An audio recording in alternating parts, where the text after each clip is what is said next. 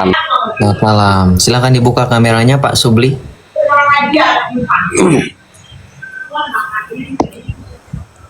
Ya, silakan dibuka kameranya Pak Subli. Oke, silakan Mas. Ya, silakan apa? Bapak mempersilahkan saya bertanya kepada Bapak atau bagaimana? Ya, tergantung dari hostnya aja dah. Oke, ya udah. Kalau Bapak mempersilahkan saya untuk bertanya. Sebelumnya saya cross check dulu latar belakang Bapak. Bapak Islam sudah berapa tahun? Dari lahir. Dari lahir sampai umur berapa yang keberapa? Kepala 5 sekarang atau kepala 6? Kepala 5. Kepala 5. Berarti 50 tahun lebih, hampir setengah abad Bapak menjadi seorang Islam, betul? Ya, Oke. Berarti paling tidak sudah berpengalaman dan sudah mendalami Islam. Jangan ada alasan, karena setengah abad itu bukan waktu yang singkat, waktu yang lama. Bapak boleh saya tanya berarti, satu pertanyaan saja. Bapak boleh buka, mana dulu ya pertanyaannya ya? Yang mana dulu? Lagi milih pertanyaan di otak saya. Yang simpel aja deh, yang simpel aja. Simpel aja ya Pak ya. Begini, Bapak, di dalam Islam, Allah itu kan Tuhan, betul nggak? betul. Betul, Allah itu Tuhan. Apakah Bapak menyembah hanya kepada Allah saja? Kalau dalam ritual keagamaan ya, Kalau dalam ritual keagamaan, iya. Apakah ada kemungkinan berarti di luar dari ritual keagamaan, Bapak tidak hanya menyembah kepada Allah? itu sangat sedikit kemungkinan tidak. Sangat sedikit kemungkinan tidak, berarti kemungkinan iyanya lebih banyak. Oke, jangan bermain kata-kata, karena saya tidak seperti orang Islam yang mutar-mutar. Langsung saja Pak, to the point. Ya, kalau Bapak bilang berarti di luar ritual keagamaan, ada kemungkinan besar mereka menyembah selain Allah. Berarti ini yang disebut dengan konsep bagaimana artinya mengesahkan Allah, tauhid Allah. Apa itu tauhid artinya Pak? Tauhid itu mengesahkan dan meyakini bahwa segala sesuatu itu adalah bersumber daripada Allah dan kembali kepada Allah. Dan manusia itu diciptakan lain dan tidak bukan, hanya berserah diri dan menyembah kepadanya. Tidak ada sesembahan yang lain selain daripadanya. Oke. Ya. Berarti Bapak yakin bahwa Allah satu-satunya Tuhan yang perlu disembah, yang perlu kita taati, betul? Betul. Nah, Bapak, kalau begitu, bisakah kita menyembah Allah tanpa adanya Muhammad? Nah, Muhammad adalah artinya pemimpin atau yang mengedukasi, membimbing dan mengajarkan kepada kita bagaimana cara-cara mengesahkan dan menyembah kepada Tuhan yang sebenar-benarnya Tuhan. Tanpa menyembah tanpa beliau tentu kita tidak tahu bagaimana cara menyembah kepada yang maha kuasa itu tadi. Sejatinya Pak, kalau dengan penjelasan Bapak seperti itu, mari kita bermain logika. Berarti tanpa adanya Muhammad, maka tidak adanya Islam di muka bumi, betul? Betul? Oke, berarti gugur ya klaim-klaim Islam selama ini. Adam Islam, Ibrahim Islam, ternyata Bapak ini secara jujur mengakui sebelum adanya Muhammad, mereka semua bukanlah Muslim karena hanya Muhammad yang mengajarkan bagaimana menjadi seorang Islam. Luar biasa. Jadi jangan klaim, berarti gugur dong Pak. Di dalam Al-Quran dikatakan Adam atau nabi-nabi itu sebelumnya meyakini Allah. Berarti sebelum itu mereka tidak meyakini Allah karena tidak ada Muhammad gitu, berdasarkan jawaban Bapak. Klarifikasi sedikit itu, host. Islam itu artinya penyempurnaan dari agama-agama yang terdahulu. Nah, agama yang terdahulu itu adalah mengajarkan tentang pengesaan atau tentang tauhid kepada yang maha kuasa. Maka tauhid dan Islam itu sangatlah berbeda jauh. Nah, jadi tentang ketauhidan artinya itu mengesahkan. Maka setelah kita meyakini sepenuhnya itu esa, maka timbullah kesempurnaan yang disebut dengan kategori lisensi Islam. Karena di Al-Quran telah dijelaskan bahwa tidak ada yang hak selain agama Islam di sisi yang maha kuasa itu tadi. Begitu definisinya. Oke. Ya, saya langsung aja biar nggak kelamaan saya mendengarkan ini, bikin ngantuk. Bapak bilang dari tadi Tuhan, berarti hanya ada satu Tuhan. Berarti Tuhan itu satu-satunya hanyalah Allah. Tapi Pak, lihatlah fakta bahwa di dalam keyakinan Islam di sini dikatakan apa? Allah adalah zat alam yang ada, zatul ma'ujudat. Maka Allah menjadikan Nur Muhammad sebagai makhluk pertama. Lalu dari Nur Muhammad muncul makhluk semuanya. Dialah Rasulullah yang mutajalli di atas aras. Dengan kata lain, Nabi Muhammad itu artinya apa, Pak? Tuhan yang dikecilkan dalam bentuk kecil. Dan kepada dia kejadian segala makhluk bertumpu kepadanya. Pertanyaan saya, apakah betul Islam ini benar-benar mengajarkan keesaan? Ternyata tidak. Makanya kalian dalam praktik peribadatan selalu menyebut nama Muhammad, yang bahkan kalian tahu nama Muhammad itu tidak mampu menyelamatkan. Bagaimana bisa diselamatkan? Scholar Islam, para ulama, para ustadz saja sebagian besar memahami orang tuanya Nabi di neraka kok. Finnar, tidak selamat. Bagaimana bisa kalian memastikan bahwa Muhammad masukkan kalian ke dalam surga sedangkan orang tuanya saja di neraka? Oke. Gimana? Itu keliru itu Bang Hos. Karena Allah sudah karena Allah telah berfirman itu di dalam Al-Qur'an itu bahwa Nabi Muhammad beserta keluarganya dan keturunannya itu dijamin oleh Allah masuk surga tanpa dihisap. Jadi kalau sudah seperti ini berarti kan ada penyimpangan cara pemahaman itu tadi. Karena di dalam itu tahiyat waktu kita sholat itu sudah dijelaskan sama Allah itu tadi Nih, bahwa Allah telah berselawat kepada baginda Rasul serta keluarga dan para sahabatnya itu tadi. oke, Bapak kan seolah-olah berkata bahwa Nabi bisa masuk ke dalam surga tanpa dihisap. Itu dalilnya di mana, Pak? Kalau saya boleh tahu. Oke, bentar. Kan di situ tadi Allahumma sholli ala sayyidina Muhammad wa ala ali sayyidina Muhammad kama shallaita ala sayyidina Ibrahim wa ala ali sayyidina Ibrahim.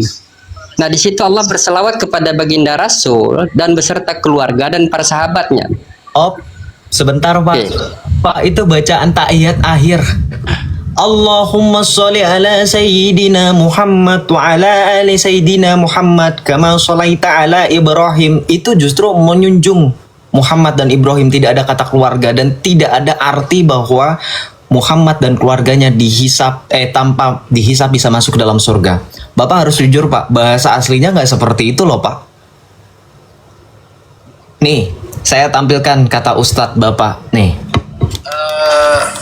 Rasulullah SAW lahir pada tahun sekitar 671 ketika anaknya belum diangkat jadi nabi. Ya, inilah di antara pendapat yang diungkapkan oleh Suyuti dan yang lainnya bahwasanya mereka meragukan bahwasanya kedua orang tua Nabi meninggal dalam kondisi apa? Musyrik. Karena mereka berdalil bahwasanya kedua orang tua Nabi hidup di masa fatrah. Masa fatrah itu adalah masa sebelum diutus Nabi berikutnya. Ya, Nabi Isa alaihissalam Rasulullah SAW lahir pada tahun sekitar 671 apa? Masehi. Nabi Isa umurnya kira-kira 600 tahun antara Nabi dengan siapa? Nabi Isa. Setelah Nabi Isa meninggal dunia tidak ada Rasul yang lain kecuali siapa? Rasulullah. Berarti 600 tahun itu masa apa? Masa fatrah. Ya, menurut mereka orang yang hidup di masa fatrah tidak ada yang masuk neraka. Orang yang hidup di masa fatrah tidak ada yang masuk neraka. Karena Allah berfirman, "Wa ma kunna mu'adzibina hatta nab'atha rasula." Kami tidak mungkin mengazab sampai kami mengutus seorang rasul. Para ulama telah menjelaskan ayat ini, dan ini dijelaskan oleh Imam Nawawi rahimahullah taala dan yang lainnya. Bahwasanya kami tidak akan mengazab sampai diutus rasul atau orang yang mewakili rasul atau selama ajarannya masih ada. Oleh karenanya, ajaran tentang tauhid yang ditinggalkan oleh Nabi Ismail alaihissalam di kota Mekah, ditinggalkan oleh Nabi Ibrahim, masih tersisa. Meskipun Nabi Muhammad belum diutus. Oleh karenanya, di zaman fatrah tersebut ada orang-orang dikenal dengan Al-Ahnaf, yaitu orang-orang yang bertauhid tidak melakukan kesyirikan. Saya lihat di hadis Sahih Muslim ayat Nabi SAW masuk neraka. Ayat Rasulullah SAW masuk neraka karena kafir, bukan Islam atau musyrik. Islam tapi juga menyembah berhala. Ayah Nabi Muhammad SAW Abdullah yang berarti hamba Allah. Mohon penjelasan. Sudah sering saya jelaskan ini. Itu hadis Nabi. Kita nggak bisa lagi meragukan masalah itu. Hadis riwayat Imam Muslim. Nabi SAW mengatakan pada seorang sahabat, ayahku dan ayahmu di neraka. Ayahnya Nabi di neraka, Pak. Bayangkan. Nabi loh, Muhammad. Ayahnya sendiri didurhakai, nggak diselamatkan sama dia. Padahal dia lahir sebagai katanya pemimpin, petunjuk. Pak, logikanya begini loh, Islam bisa nggak memikirkan? Allah kalian itu kan memilih Nabi Muhammad itu kan berdasarkan qada dan qadar. Tidak ada Allah kalian itu dadakan menjadikan Muhammad sebagai Nabi, betul nggak?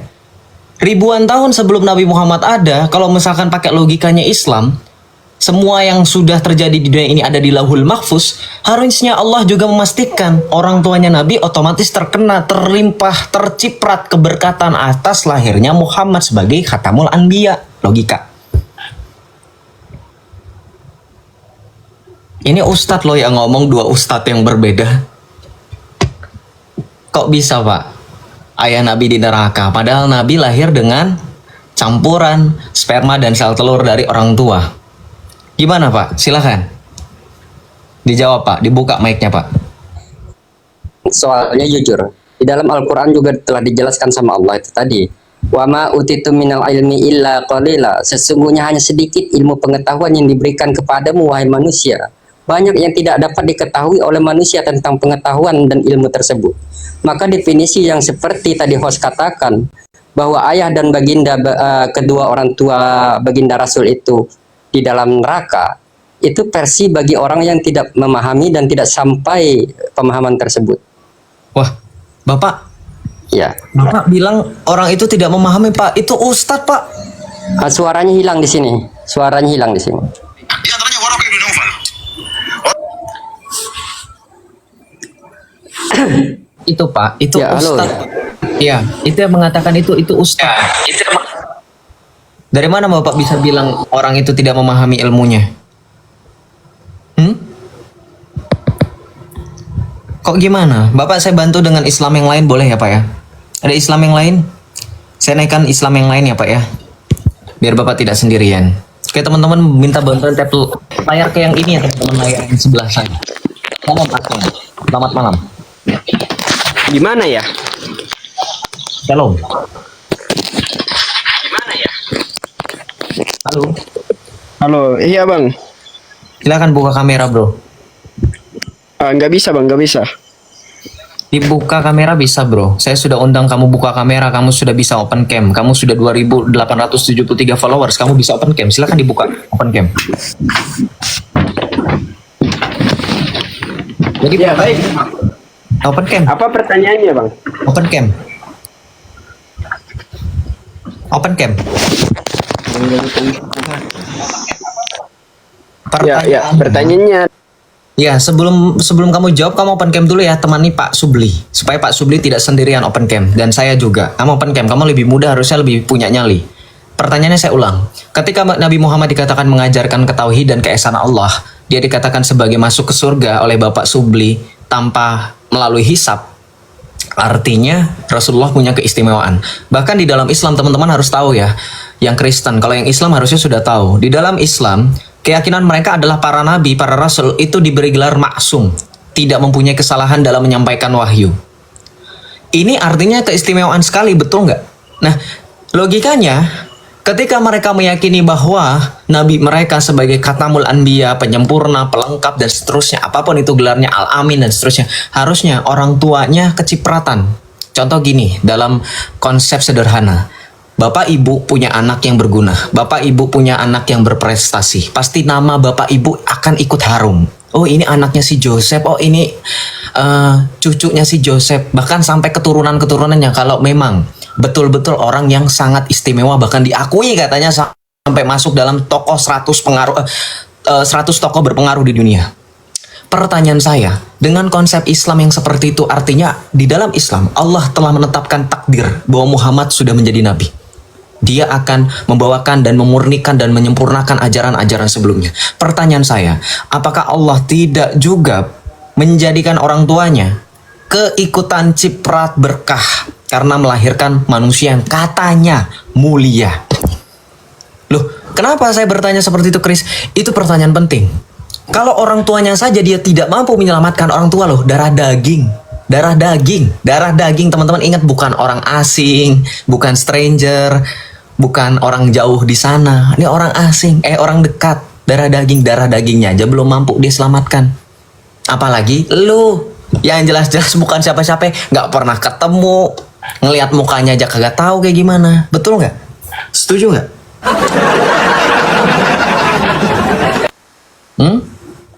Silakan dijawab. Bagaimana, Aswan? Dibuka kameranya, bantu Pak Subli. Dibuka juga mic-nya. Oke bang. Nyalakan mic saya. Ya sudah dinyalakan, tapi kenapa tidak menyalakan kamera juga kamu? Yang mana cara nyalakan ini? Oh, iya. Aduh, pura-pura nggak tahu. Iya, begini. Ya, Pada seperti saat Pak waktu Subli. itu, Seperti Pak Subli. Coba lihat rotasi kameranya diarahkan ke muka, bukan melihat jidat. Nah, seperti itu. Silakan. pada saat orang diciptakan di dunia ini, nah, sebelum di dalam pintu surga sudah terdapat nama Rasulullah. Dalilnya, istadillah qabla an ta'takid. Jikalau kamu berbicara tanpa dalil, kamu sesat menurut Syekh Saleh bin Utsaimin. Kamu keluar kemana, bro? Are you running? Do you need help from Jibril? Or do you need help from Zionist Yahudi laknatullah dari produknya yaitu Google? Apa kamu perlu itu? Al-Googliyah. Masya Allah, maha benar Google dengan segala firmannya. Ya, carilah di Google. Google, tolong carikan dalil di mana tertulis bahwa di pintu-pintu surga sudah ada nama-nama termasuk Rasulullah. Enak. Saya mau minta kontak personnya surga. Jaringan saya, Bang. Saya bisa reserve di surga sana. Ada berapa waiting list? Saya mau tanya. Apa? Kan kata kamu di surga di pintunya ada tertulis nama-nama. Betul. Dalilnya di mana? Terus saya mau tanya, saya mau lihat ada berapa waiting list, ada berapa nama-nama di situ, berapa lembar. Gini, yang dulu di sini ada dalilnya yang menegaskan bahwa keberadaan dan pentingnya Nabi Muhammad itu, Nabi Muhammad SAW dalam Islam ada dalam Al-Quran, Bang. Di mana? Yang menyatakan beliau sebagai penutup nabi yang terakhir, nabi dan suri teladan bagi umat Islam. Bro. Saya Gitu. nggak minta dalil penutup nabi, dalil nabi terakhir, mau raja serigala terakhir, saya nggak peduli. Pertanyaan saya di mana kamu tadi berani menyebutkan narasi kamu adalah di pintu surga sudah tertulis nama-nama termasuk nama bagindamu. Itu dalilnya dari mana? Jangan omong saja. Jangan bercakap saja di sini, karena di sini bukan yang penting ngomong, di sini ngomong yang penting, bro. Paham? Ngomong yang penting artinya hal-hal yang penting kamu bicarakan. Hal-hal penting seperti apa, Joseph? Hal-hal yang punya data akurat, dalil yang jelas, bukan cuman asal saya bikin aja narasinya. Gitu ya, pakai dalil. Saya menghormati Islam, justru dengan saya menghormati Islam, saya minta dalilnya. Supaya dengan adanya dalil, siapa tahu kami yang oten-oten ini, yang kafir-kafir ini bisa tergugah. Karena benar ada dalilnya, terbukti. Nggak usah ngomongin sejarah, kami tahu. Kenapa? Yang dalil internal aja Pak Baliat, apalagi ngomongin sejarah. Ya, bisa 22 tahun kita nunggu di sini seperti layaknya Baginda nunggu wahyu 22 tahun, 2 bulan, 22 hari. Ya. Silakan dijawab. Saya minta dalil loh, nggak susah kan? Saya nggak bantah, saya cuma minta dalil. Kalau dalilnya kuat, nggak bisa dibantah.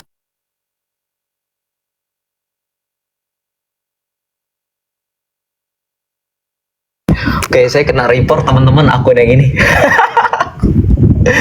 Islam. Saya kena report ya, bentar. Saya ganti akun dulu. Waduh, mereka nggak bisa ngalahin argumen mereka. Teman-teman mohon bantu tap layar ya. Tap layarnya di yang ini nih, yang jadi host. Boleh? Tolong ya. Soalnya mereka kayaknya berusaha gitu. Teman-teman boleh minta tolong tap layar ya sekali lagi ya. Akun saya yang tadi kena report. Boleh ya. Bro siapa? Bro Maswan, Pak Subli sebentar ya. Saya ganti akun dulu.